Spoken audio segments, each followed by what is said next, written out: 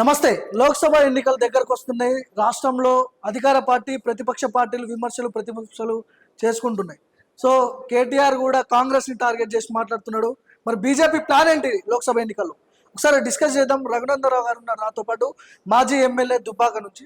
అన్న నమస్తే. ముందుగా ఏంటి రఘునందన్ నెక్స్ట్ ప్లాన్ ఏంటి? లోక్సభ ఎన్నికలు వస్తున్నాయి. Party plan Raghunandan plan. Party ఏం చెప్తే చేస్తాం. అంటే గతంలో అసెంబ్లీ ఎన్నికల్లో మీ ఓటమి వచ్చింది. సో ఈసారి ఏం ప్లాన్ చేస్తుంది ప్రత్యేకంగా? ఈసారి గెలిస్తేందుకు ప్లాన్ చేస్తాం. మోడీ గారు రామ మందిరం, తెలంగాణ, బీఆర్ఎస్ కి ఎందుకు ఓటేయాలనేటువంటి ప్రశ్న తెలంగాణ సమాజం ముందు ఉంచుతా ఉన్నాం. ఏం చేస్తుంది బీఆర్ఎస్ గెలిచి? బీఆర్ఎస్ కి ఒక్కోటి వేసినా కానీ అది మూసిలేసినట్టు అనేటువంటి విషయాన్ని తెలంగాణ సమాజం ముందు ఉంచుతా ఉన్నాం. నేను ఏదో కోపంతోటో, బాధతోటో లేదా అహంకారంతో మాట్లాడతలేదు. వాస్తవాల్ని ప్రజలు అర్థం చేసుకోవాలి. తెలంగాణలో ఉన్నటువంటి 17 స్థానాలలో బీఆర్ఎస్ ఒకటో రెండో సగమో సీట్లు గెలిస్తే ఏం చేస్తారు? ఈ గెలిచిన ఎంపీలు ఎక్కడికి పోతారు? ఏం చేయాలి? ఒకరో ఇతరో గెలిస్తే ఏం చేస్తారు? పోనీ 17 బీఆర్ఎస్ గెలిచినా ఏం చేస్తారు ఈ 17 మంది ఎంపీలు? కేంద్రంలో భారతీయ జనతా పార్టీ నరేంద్ర మోడీ గారి నాయకత్వంలో మూడోసారి అబ్జల్యూట్ మెజార్టీతో ప్రతిపక్షాలకు అందనంత ఊహకు అందనంత గొప్పగా 350 పైచిలకి స్థానాలు గెలిచి అధికారంలోకి రాబోతా ఉన్నాం. తెలంగాణ రాష్ట్రంలో ప్రస్తుతం కాంగ్రెస్ ప్రభుత్వం అధికారంలో ఉంది. పొరపాటున మీరు బీఆర్ఎస్ పార్టీకి ఓటేస్తే ఏమొస్తుంది? ఆ ఎంపీ పోయి ఏం చేయాలి? ఒక్కడు పోయి 545 మందిలో ఏం చేస్తాడు? ఎటు దిక్కు చూస్తాడు? ఏం అర్థమవుతుంది ఆయన? కాంగ్రెస్ కానీ బీఆర్ఎస్ కానీ వాళ్ళ ఆరోపణలు ఏంటంటే, వాళ్ళ విమర్శలు ఏంటంటే, లోక్సభ ఎన్నికల వేళ రామ మందిర నిర్మాణం ఏంది, అసలు గుడి పూర్తి కాకుండా ప్రాణ ప్రతిష్ఠ ఎట్లా చేస్తారు, ఇలాంటి మాటలు మాట్లాడుతున్నారు. ఏం చెప్తారు వాటికి? ఇప్పుడు అది ఎవరు మాట్లాడారో నాకు తెలియదు.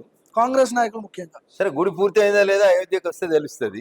ట్రస్ట్ వచ్చి ఇన్విటేషన్ ఇచ్చింది. మీరు అక్కడికి వచ్చి చూసేందుకు ఓపిక లేదు మీకు. కన్నుండి చూడలేని కబోదులు మీరు. పూజ ఎవరు చేయాలనేది కాంగ్రెస్ వాళ్ళు చెప్తే చేయాలా? బాబు వాళ్ళు చెప్తే చేస్తారా? ఈ దేశంలో ఉన్నటువంటి వేద పండితులు నిర్ణయించినటువంటి ఒక ముహూర్తానికి రామ మందిరంలో రాముని విగ్రహానికి ప్రాణ ప్రతిష్ఠ కార్యక్రమం జరిగింది. నువ్వు దేవునే నమ్మనోనివి, మీకు దేవునితోనే సంబంధం లేని వాళ్ళు మీరు, హిందువుల మనోభావాల్ని గౌరవించని వాళ్ళు మీరు వచ్చి కొత్తగా రామ మందిరం ఇయ్యాల కట్టినావా? రామ మందిరం 5 సంవత్సరాల నుంచి నడుస్తున్నటువంటి ఒక పోరాట క్రమానికి ఈ రోజు సుప్రీంకోర్టు ఇచ్చిన ఉత్తర్వుల మేరకు భారత ప్రభుత్వం, ఉత్తరప్రదేశ్ లో ఉన్న భారతీయ జనతా పార్టీ ప్రభుత్వం దాన్ని ఫెసిలిటేట్ చేసి అక్కడ ఉన్నటువంటి ట్రస్ట్ ద్వారా రామ మందిర నిర్మాణం పూర్తి అయ్యేందుకు మేము సహకరించినాం. పూర్తయిన రామ మందిరం ఓపెనింగ్ మిమ్మల్ని కూడా రమ్మని పిలిచిర్రు, కమ్యూనిస్టులను కూడా రమ్మని పిలిచిర్రు. వచ్చి చూడని ఉంటారు అక్కడ గుడి పని అయిందా కాలేదా అనేది చూసి మాట్లాడు. మల్లికార్జున ఖర్గే అంటున్నాడు, మూడోసారి మోడీ గెలిస్తే రష్యా ప్రెసిడెంట్ పుతిన్ లాగా అయిపోతుంది, మళ్ళీ ఇక మోడీని జీవితాంతం ఉన్నన్ని రోజులు మోడీని పాలిస్తాడు. ఇలాంటి విమర్శలు చేస్తున్నారు. కరెక్ట్ అయిపోయింది కదా. మోడీ గారు ఉన్నంత కాలం కాంగ్రెస్ పార్టీ డబుల్ డిజిట్ లోనే ఉంటది. అంటే చట్టాన్ని చేతిలో తీసుకొని మొత్తం జీవితం ఉన్నంత కాలం మీరే ఉంటారా? అది మీకు అర్థం కావాల్సింది, ఖర్గేకు మీకు అర్థం కావాల్సింది ఏంటంటే, డాక్టర్ బిఆర్ అంబేద్కర్ గారు రాసిన భారత రాజ్యాంగం ప్రకారం భారత రాజ్యాంగానికి లోబడి ప్రతి 5 సంవత్సరాలకు ఒకసారి ఎన్నికలు పెడతాం. ప్రజలు మా దిక్కే ఉన్నారు. ఒకసారి మాకే వేసిర్రు, రెండోసారి మాకే వేసిర్రు, మూడోసారి మాకే వేస్తారు, 4వసారి కూడా మాకే వేస్తారు. కాబట్టి ఖర్గే గారు ఏం చెప్తున్నారంటే, కాంగ్రెస్ అనేటువంటి సమూహం లేదా ఇండియా అనేటువంటి కూటమి ముక్కలు అయిపోయింది, ఇక మాతో కొట్లాడు చేత కాదు, తట్టాపార కింద పెట్టి మళ్ళీ మోడీ గారికి ఇచ్చిపోతామని చెప్తున్నాడు. 4వసారి కూడా ఎన్నికలు వస్తే 5 ఏళ్ల తర్వాత మళ్ళీ మేమే గెలుస్తాం. మేము మంచి చేసి గెలుస్తాం, కానీ మీలాగా ఆర్టికల్ 370, ఆర్టికల్ 356 ఉపయోగించో, రాష్ట్రపతి పాలన పెట్టో అడ్డదారులో అధికారాన్ని కొనసాగించుకోవాలనుకోవట్లేదు. మేము భారత రాజ్యాంగం ఏ పద్ధతులను అయితే నిర్దేశించిందో ఆ పద్ధతుల ప్రకారమే ఎన్నికలలో పోటీ చేస్తాం. ఆ పద్ధతుల ప్రకారమే భారతీయ జనతా పార్టీ 1, 2, 3, 4, 5 గుజరాత్ లో ఎట్లయితే 7 సార్లు గెలిచిన అట్లా ఈ దేశాన్ని కూడా గెలుస్తాం. కేటీఆర్ ఏందన్నా మాట్లాడితే అంటే కాంగ్రెస్ మీద మాట్లాడుతున్నాడు, కాంగ్రెస్ వాళ్ళ ప్రస్తావన తీసుకున్నతో రేవంత్ రెడ్డిని టార్గెట్ చేసి మాట్లాడుతున్నాడు. బీజేపీ ప్రస్తావన తీసుకురావట్లేదు, బీజేపీ గురించి మాట్లాడట్లేదు. ఎందుకు ఈ సిచ్యువేషన్ ఎందుకు వచ్చింది? అది ఆయన్ని అడిగితే బాగుంటది. ఎందుకంటే ఒకసారి మోడీ గారి గురించి, భారత ప్రధాని గురించి అసెంబ్లీ ఎన్నికల కంటే ముందు అవాకులు చవాకులు వేలేండు. బహుశా ఎవరైనా చెప్పి ఉంటారు నీలాంటి మిత్రులు, అన్న ఆయన గురించి మాట్లాడకు, అది ఆకాశం, నువ్వు కింద ఉన్నావు, భూమి మీద ఉన్నావు, పైకి ఉమ్మేస్తే నీ ముఖం మీద పడుతుందని ఎవరైనా సలహా ఇచ్చి ఉంటారు నీలాంటి మిత్రులు. అందుకని మాట్లాడి బంద్ చేసిండు. దానికి నేనేం చేస్తా అన్న, ఆల్రెడీ ఒకసారి మాట్లాడి కర్రు కాల్చి మాత పెట్టిరు ప్రజలు. మళ్ళీసారి మాట్లాడితే సిరిసిల్ల కూడా పోతుందేమనే భయానికి మాట్లాడతలేడేమో. మెదక్ లోక్సభ బరిలో ఉండబోతున్నారా రఘునందన్ రావు?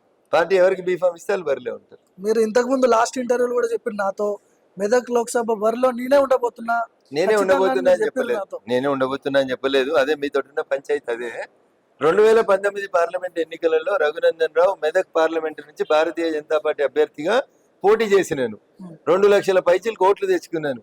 పార్టీ అవకాశం ఇస్తే మళ్ళీ మెదక్ పార్లమెంట్ నుంచి పోటీ చేస్తా అని చెప్పిన. ఇప్పుడు కూడా ఆ మాట కట్టుబడి ఉంది. సో ఆశిస్తున్నారు కదా మీరు అయితే. ఆశించడంలో తప్పు లేదు కదా. మనిషి బతికేదే రెండింటి కోసం, ఆ, ఒకటి ఆశ, రెండు అవసరం. ఉమ్. నేను ఆశాజీవిని, రేపు ఇంకేదో మంచి జరుగుతుందని ఆశపడుతున్నాను.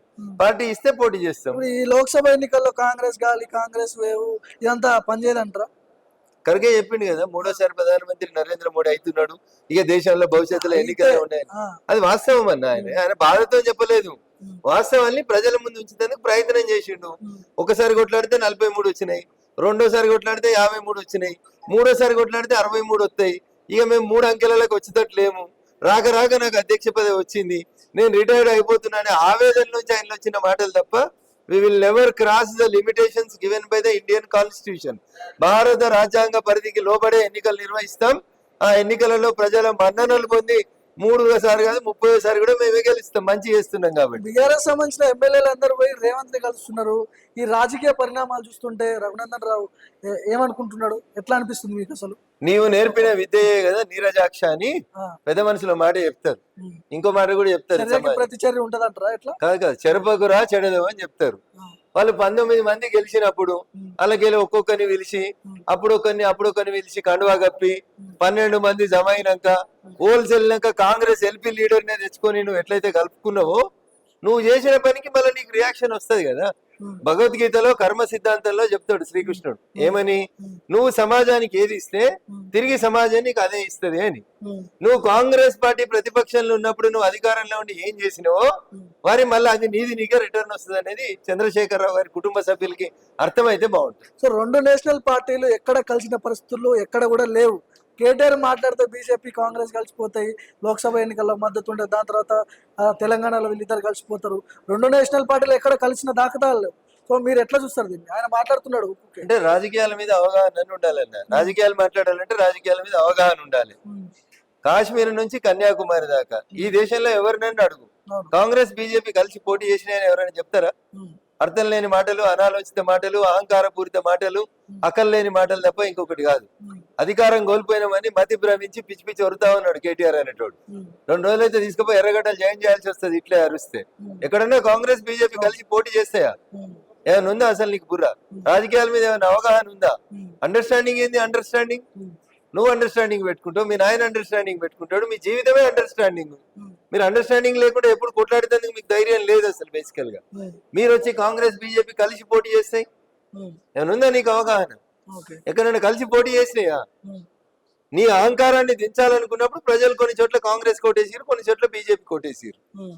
అయితే దాని అర్థం కాంగ్రెస్ బీజేపీ కలిసి పోటీ చేసినట్ట? ఉమ్. నీకు నిజంగా ఏమైనా ఉంటే ఇట్లాంటి మాటలు మాట్లాడడం మానేసుకో.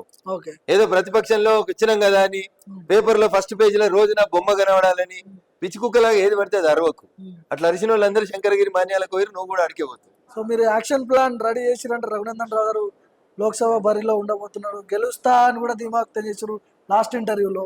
బలంగా నమ్ముతున్నారా? గెలుస్తున్నారా? నేను చాలా స్పష్టంగా చెప్తా, నేను యుద్ధం నేను గెలుస్తా అని చెప్పి బరిలోకి దిగితేనే నేను యుద్ధం గెలుస్తా. ఎగ్జాక్ట్లీ. నేను నీలాగా ఇంకొకరిలాగా వీక్ గా గెలుస్తా అంటావా, కేసీఆర్ వస్తే గెలుస్తా అంటావా అని అంటే నువ్వు గెలువు, అక్కడే సగం చచ్చిపోయినాడు అవుతాడు. నేను అట్లాంటి కాదు. కేసీఆర్ కనుక గతంలో కేసీఆర్ కాకపోతే ఆయన తాత వచ్చినా నేను కొట్లాడతాను, నీకు చెప్పిన అప్పుడు చెప్పినా ఇప్పుడు చెప్పినా రేపు కూడా చెప్తున్నా. కేసీఆర్ వచ్చినా, కేటీఆర్ వచ్చినా, హరీష్ వచ్చినా, 5గురు కలిసి వచ్చినా కొట్లాడతా అని చెప్తా ఉన్నాను. నేను దాని గురించి నేనేం బాధపడను నేను, ఎందుకంటే నా ఫేట్ ఆల్రెడీ రాసి పంపించింది దేవుడు. దాన్ని కేసీఆర్ కేటీఆర్ ఇంకెవడో మారుస్తాడని నేను అనుకో. రేవంత్ ని ఏక్నాథ్ షిండేతో పోలుస్తున్నాడు కేటీఆర్. బీజేపీలోకి ఎమ్మెల్యేలకు గెలిచిన ఎమ్మెల్యేలను తీసుకుని బీజేపీలోకి పోయినా ఆశ్చర్యం లేదు. అంటే మిమ్మల్ని ఎందుకు ఇన్వాల్వ్ చేస్తున్నాడు? అది ఆ ప్రశ్న కేటీఆర్ అడిగితే బాగుంటుంది. నేను చెప్తాను కదా, అధికారం పోయిందనే బాధలో ఆయనకి మతి భ్రమించి ఏది మాట్లాడితే అది మాట్లాడుతూ ఉన్నాడు. అట్లా అదే మనం ఆయన పరిస్థితిని పాపం జాలిపడాలి మనం. ఓకే. ముంగట వెనక పోలీసు వాళ్ళు లేక ఎస్కార్ట్ లేక పిచ్చోడు అయిపోతున్నాడు ఒకడు ఉండేసరికి. అప్పుడు రోజు పొద్దుగాల అయితే కనబడేవాళ్ళ నమస్తే పెడుతుండే. ఇప్పుడు కేటీఆర్ పోతుండే సిరిసిల్లలో కూడా ఎవరు వాళ్ళకి ఇస్తలేరు ఆయన. అంది బాధ ఆయన. సో ఫైట్ ఎవరెవరికి ఉండబోతుంది ఫైట్ లోక్సభ ఎన్నికల్లో? మీకు కాంగ్రెస్ గా, మీకు బీఆర్ఎస్ కుంటారు? బీఆర్ఎస్ ఎక్కడుందన్న? మళ్ళీ బీఆర్ఎస్ అంటాను. ఎందుకు వేయాలి బీఆర్ఎస్ కోర్టు? ఇప్పుడు గెలిచిన 39లో 26 పోతురు అన్న, రేపో మాపో పోతురు. మొత్తం బీఆర్ఎస్ ఎల్పీని ఎత్తుకపోతారు వాళ్ళు. 26 మంది ఎమ్మెల్యేలు పోతూ పోతూ మొత్తం తీసుకుపోయి ఏ విధంగా చెప్తున్నారు మీరు వెళ్తున్నారు అని ఇంత ఖచ్చితంగా చెప్తున్నారు ఎందుకు ఎట్లా చెప్తున్నారు మీరు? రోజు పేపర్ చదివిన ఎవరికైనా అర్థమవుతున్న మాట కదా. నేను మొన్న 40 నియోజకవర్గాల అభివృద్ధి కోసం పోయి కలుస్తున్నా అని సేమ్ చెప్తున్నారు. చంద్రశేఖరరావు గారి దగ్గర కలిసినప్పుడు కూడా కాంగ్రెస్ ఎమ్మెల్యేలు అదే చెప్పారు. ఇప్పుడు రేవంత్ రెడ్డి మోడీని కలిసిన అట్లని మోడీతో కలిసినట్టు కాదు కదా. ఈ పోలికకి ఏమైనా ఉందా అన్న? 7వ తరగతి చదివినోడు పీజీ ఎంట్రన్స్ కి వచ్చినట్టు ఉంది ఈ పోలిక. Thank you. సో ఎన్ని సీట్లు టార్గెట్ 17. రావు గారు మీ 17 తెలంగాణలో 17 17 దేశంలో 400. మళ్ళీ మోడీయే ఉండబోతున్నారా ప్రధానిగా? మార్పులు చేర్పులు ఏమైనా ప్రపంచంలో అడిగాను ఇక దేశం ఎందుకు, ప్రపంచంలో ఏ కార్నర్ కన్నా పోయి అడుగు. ఓకే. భారతదేశంలో ఎవరు అధికారంలోకి వస్తారని ఏ సర్వే ఏజెన్సీనని అడిగాను. ఆ, నరేంద్ర మోడీ గారు భారతీయ జనతా పార్టీ సోలోగా 350 నుంచి 400 సీట్లు గెలిచి అధికారంలోకి వస్తారు. బీఆర్ఎస్ కనపడకుండా పోవడానికి తెలంగాణలో మీరే నా కారణం, అహంకారం, మీరు కాదా? వాళ్ళ అహంకారం. ఆ, సీఎన మా పాత్ర మేము పోషించినాం, ఆ, మేము చెప్పాల్సింది చెప్పినాం జనకి. ఆ. జనం మమ్మల్ని నమ్మిండ్రు. వాళ్ళ పత్రాన్ని ప్రారంభించిందే దుబ్బాక. ఇక దాన్ని మళ్ళీ మళ్ళీ అడిగి ఎందుకు ఇచ్చేస్తారు? రాష్ట్రంలో బీఆర్ఎస్ ని లేకుండా చేయాలి, ఇదేనా టార్గెట్ మీది కాంగ్రెస్ నిజమేనా? ఇప్పుడు ఒక పార్టీని మేము లేకుండా చేస్తామని ఎవరన్నా అంటే తప్పన్నా. ప్రజలు నిన్ను వద్దనుకుంటారు అంటున్నా, నీ అహంకారాన్ని వద్దనుకుంటారు ప్రజలు. గదెందుకు అర్థమైతే లేదన్నా నీకు? ఆ, భూమికి నువ్వు 3 అడుగులు లేవు, నువ్వు నీ పక్కన ఉన్నని పట్టుకుని వాడు 3 అడుగులు లేడంటివి. జనం ఏమనుకుంటారు అన్న? ఆ, అరే వీడు 4 అడుగులు ఉన్నాడా? నాకు తెలియక అడుగుతున్నా. ఇద్దరిని పక్క పక్క నిల్చోబెట్టుకోలు, మా అంటే 2 ఇంచులు తేడా ఉంటే ఉంటది కలితే. ఆ. గదానికి వాడు 3 అడుగులు లేడా అంటాడు ఈయన. రేపు ఇంకోటి నిన్నడా ఆ మాట ఇప్పుడు బయటకు వచ్చి ఆటోలలో తిరుగుతున్నాడు కేటీఆర్, ఎట్లా చూడొచ్చు దీన్ని? నటిస్తున్నాడు, ఆ? నటిస్తున్నాడు అంటే లోక్సభ ఎన్నికల కోసమా? అంతే. ఆ, లోక్సభ ఎన్నికల తర్వాత అమెరికా వారిపోతాడు కేటీఆర్, మళ్ళీ 5 ఏళ్ల దాకా రాడు. Right, anyway all the best అన్న Thank మీకు కూడా. సో ఇది మొత్తానికి బీజేపీ యాక్షన్ ప్లాన్ మొదలు పెట్టిందంట. మెదక్ లోక్సభ నుంచి బరిలో ఉండబోతున్నాడు అని కూడా గతం నుంచి చెప్తుండు. సో ఖచ్చితంగా ఆశిస్తున్నాడు, గెలవబోతున్నా అని కూడా ధీమా వ్యక్తం చేస్తున్నాడు. చూద్దాం లోక్సభ ఎన్నికల వేళ ఎలాంటి రాజకీయ పరిణామాలు తెలంగాణలో ఉండబోతున్నాయి.